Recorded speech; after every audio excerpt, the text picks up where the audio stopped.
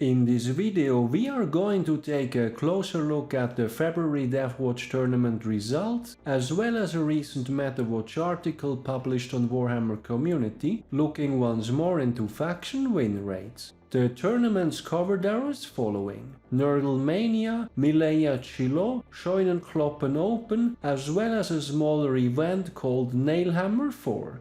Over the course of the video, we will go through all the relevant results and lists in an attempt to find out how the Deathwatch is doing in these early stages of Arcs of Omen. For the final part, I will offer my personal conclusions and a quick wrap up. Welcome to SwissHammer, your channel for modeling in Warhammer 40k.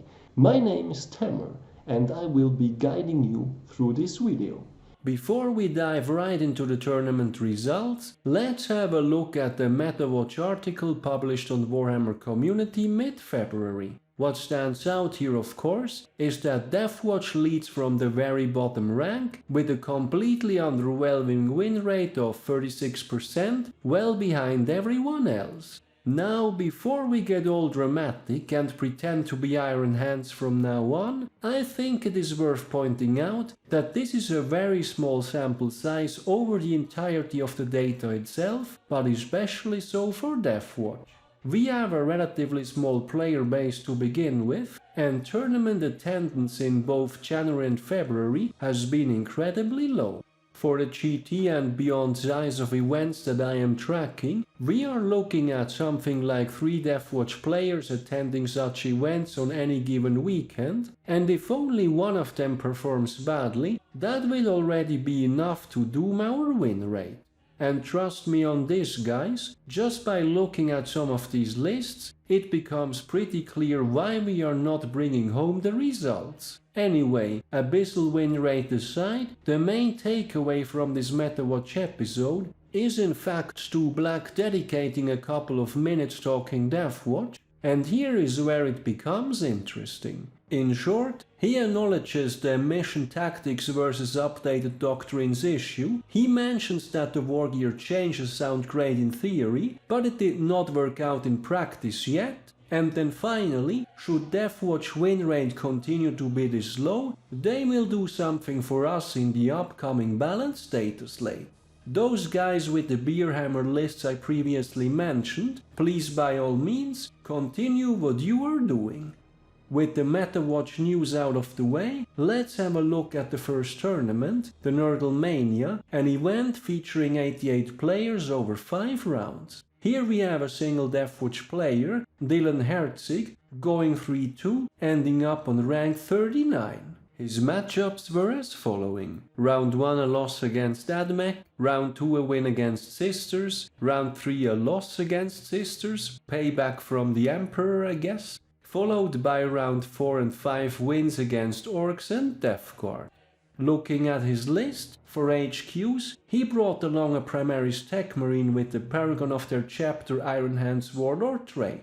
He then also had a Watchmaster with the Tomb. For troops, first we have the heavily discounted Indomitor with 5 Boltstorm Aggressors. On a side note, he could also have included a heavy weapon on one of the heavy intercessors, as it is now a free upgrade, but perhaps simply a modeling limitation or something that is easily forgotten. We then have a Proteus kill team that literally screams free wargear, with a black shield, 3 Thunder Hammer, Storm Shield and Cyclone Missile Launcher Terminators, as well as vets with Combi Melta and Storm Shields. For reference, yes, it is perfectly legal to run Thunderhammer, Storm Shield and Cyclone Missile Launcher on Deathwatch Terminators, something that has been confirmed in an older Space Wolves FAQ, where GW notes that once you traded the Stormbolter for the Launcher and Stormbolter, you can then swap the Stormbolter once more for another loadout, while keeping the Launcher. Given how GW butchered any Stormbolter loadout with the free wargear and loss of Armor of Contempt, I absolutely recommend going that route for now. As always, magnetizing is best to keep it future-proof. But without sidetracking too much here, his last troop selection is then a cheap Spectrus kill team with Incursors and a single Reaver. Given that he ended up exactly at 2k points, I assume the Reaver is due to points constraints, which results in that particular combat squad not being able to deploy with concealed positions. Given that he did not take Lord of Deceit anyway, I guess that's just a minor inconvenience in this particular list. For elites, we then have a squad of Blade Guard veterans, always nice to see these, a company champion with the Dominus Sieges, cheapest character to run the relic with, a Primaris Chief Apothecary with Selfless Healer, a Redemptor Dreadnought, as well as 2 relic contemptors with twin Volkites. Last but not least, we have a squad of Eradicators with heavy melta rifles and the now free multi-melta. Overall, there is a lot of good Deathwatch tech in this list, and I think that he capitalized well on the wargear changes, as well as bringing back invul saves across the army. While I am personally not the biggest fan of relic contemptors, due to the CP tax and them not getting any points discount, the removal of Armor of Contempt certainly works in favor of the Volkites. Having said that, I am looking forward to seeing how Dreadnought heavy lists will evolve now that we have the Brutalis Dreadnought to pick from. Either way, shout out to Dylan for boosting the Deathwatch win rate. But wait a minute, we are not done just yet. Moving on to the second tournament, the Scheunenkloppen Open, an event featuring 133 players over 5 rounds. Here we have once more Dylan Herzig bringing along his Deathwatch, ending up on rank 65, going 2-1-2. His matchups were as following: Round 1 a win against Imperial Knights, Round 2 a draw against Chaos Demons, Round 3 a loss against Grey Knights, Round 4 a win against Space Wolves, and then Round 5 a loss against Space Wolves. What's with all these Germans playing Space Wolves? I thought the Vikings were further north. Anyway, looking at his list, he made quite significant changes when compared to the previous event. For HQs, we have a captain on bike with the Dominus Sieges relic, which is excellent for mobility and spreading the aura thanks to his large base. We then have a Phobos Librarian with Lord of Deceit, here we go, and the Beacon and Chalice, as well as a Watchmaster. For troops, again the Indomitor kill team with Aggressors, as well as the Cyclone Missile Launcher Terminator Proteus kill team. He then went with another Proteus kill team, this one with more combi Meltas, as well as heavy Thunderhammer Vanwets, as well as a Spectre's kill team with 4 Eliminators, and a single Incursor with the free Haywire Mine. This one goes really well with the Lord of Deceit on the Phobos Librarian, allowing aggressive deployment, but then also leaving the option to pull them back depending on your opponent's own deployment, and of course whether going first or second. For the rest, again the Chief Apothecary with Selfless Healer, double Relic Contemptors with Twin Volkites, as well as the Eradicators. Overall, solid changes that capitalize more on the strength of the kill teams, which I think is a good way forward in Arcs of Omen in order to play the missions well. Moving on to the third tournament, the Melee at Shiloh, an event featuring 57 players over 5 rounds. Here we have a single Deathwatch player, Dion Francis, ending up on rank 20, going 3-2. His matchups were as following: Round 1 a loss against Iron Hands, the new old Boogeyman, then Round 2 a win against Dark Angels, another hot contender for Broken Space Marines, then Round 3 a loss against Imperial Knights, and Round 4 and 5 wins against Grey Knights and Craft Worlds. Unfortunately, his list is unavailable on Best Coast pairings. If anyone happens to know him, or if we are fortunate enough for him to come across this video, it would be fantastic if you could share your list for this event with the Deathwatch community down in the comments below.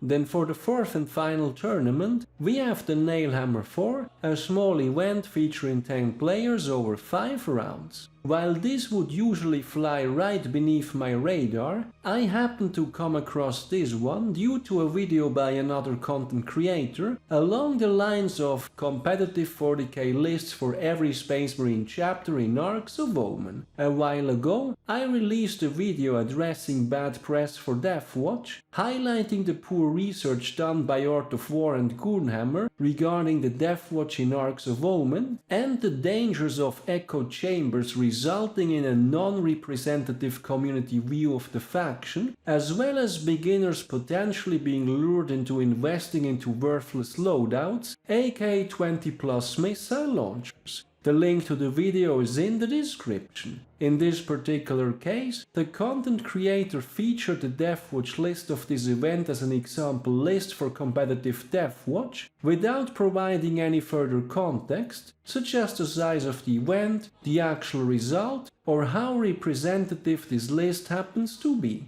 To be absolutely clear here, I am not criticizing the event or the Deathwatch player and his list in question at all. On the contrary, as we will see in a moment, he did just fine. The main takeaway here is yet another case of poor quality Deathwatch content making its rounds, and as I already suggested in the previous video, if we the Deathwatch community do not speak out about these things, no one else will.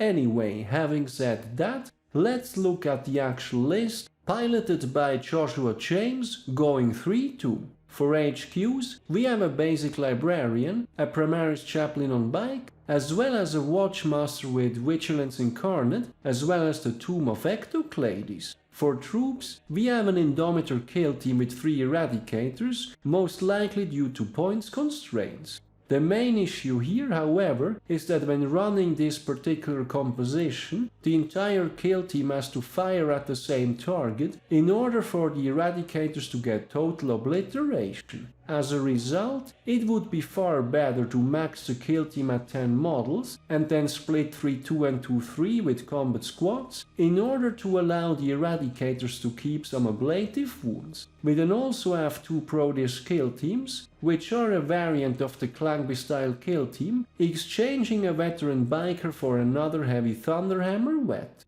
The issue here, however, is that he was running heavy Thunderhammers on both the Zarge as well as the Black Shield, which results in an illegal loadout, as only 1 heavy Thunderhammer per 5 vets is allowed. The Van vets on the other hand have no such restrictions. The solution here would be to switch the Black Shield to regular Thunderhammer plus Lightning Claw. For the 3rd Proteus kill team, we have 5 vets with 4 missile launchers. Jack would be proud. We then also have a Spectre's kill team with 5 sniper eliminators. While certainly a valid pick, I think the 3 lustful seals continue to make a very strong case for the time being. To round the list up, we have a Primaris Chief Apothecary with Selfless Healer, as well as a duo of Arminger Helverines. Overall, I think this is an original take on Deathwatch in Arcs of Omen. The 2 invalid Proteus kill teams are easy to fix, and the Indomitor can be done much more conveniently at max models, which would require dropping some points elsewhere, but nothing that cannot be solved. My issue is not with the list or the result, but rather having it end up in a random video that pretends that this is something that it is clearly not. All in all, Deathwatch February tournament appearance continues to be low, which could be a mix of the generally low player base as well as some hobby lag. What I mean by this is that unless one is a big magnetizer, adjusting to the free wargear will take some time, and we might only see these results manifest over the course of the next month or even more. That aside, I think we can also safely say at this point that meta chasers looking into Space Marines will be going Iron Hands or Dark Angels rather than Deathwatch.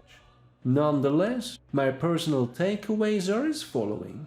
The loss of the Army of Renown opens up both new and old possibilities. While I still think that kill teams remain the main strength of the faction and should be heavily invested in, we can now easily add back a Dreadnought or 2, deploy Eradicator squads through 3 strategic reserves, or add in some comparably cheap screens and or action monkeys. We are also no longer forced into specialisms, even though I still think 1 or 2 are worth the investment, whenever overall points allow. For the kill teams in particular, 1 Spectre's kill team remains auto-include as far as I'm concerned, and while one can go the cheapest possible way with Incursors and even Reavers, I still think 4 to 5 Eliminators and Lord of Deceit, best placed on the Phobos Librarian, is the way to go here. whenever Indomitors and Redemptors come back into play, it is worth picking back up the Dominus Aegis relic, for which the Captain on Bike or the Company Champion seem to be the best bang for the buck.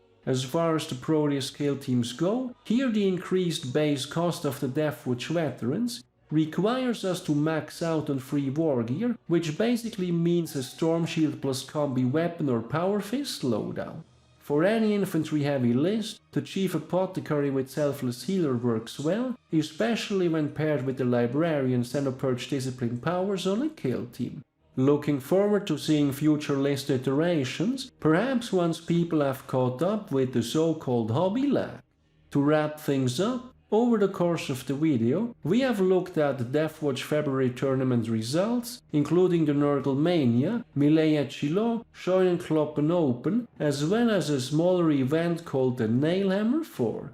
While there have been no big breakthroughs for the Deathwatch, and tournament attendance remains low, we are nonetheless seeing some solid results in the 3-2 range. So far, while the lists primarily focus on the kill teams, the main strength of the Deathwatch, now with the Army of Renown gone, we are seeing both Dreadnoughts as well as regular Space Marine datasheets like Eradicator squads pop back in. Of further note is the recent Metawatch article, which lists Deathwatch at the very bottom in terms of win rate percentage, but what we have to keep in mind here is that we are dealing with a very low sample size. Furthermore, Stu Black himself commented on Deathwatch performance, acknowledging mission tactics versus improved doctrines, addressing the matter of free wargear, and promising us some improvements in the next balanced status lay in case the win rate percentage continues to be low. Time to dig out those missile launchers after all, guys. Let's keep that win rate tanking. Kidding, of course. So that's it for the Deathwatch February tournament results and the latest Metawatch turning out to be more promising than expected. What do you guys think about these particular lists and results, and what kind of changes are you going to make for your own lists? Does Deathwatch have any chance of winning tournaments in Arcs of Omen? Let me know in the comments. Then finally, if you made it this far and I still have your attention, if you like my content, any additional support is greatly appreciated, as it helps me invest into future videos. For that, I have both a Ko-fi as well as a Patreon page, links are in the description. Furthermore, I would also like to mention that there is a SwissHammer Facebook page where I will be posting links to my videos as well as articles I find of interest. I do read a lot about the hobby, but not all of it will always end up as its own video. I look forward to seeing you there as well. As always, thank you very much for watching, guys. Your continued support is greatly appreciated. I hope you have been enjoying this video, give me a thumbs up if you did, and don't forget to subscribe if you haven't done so already. Thanks again and see you next time.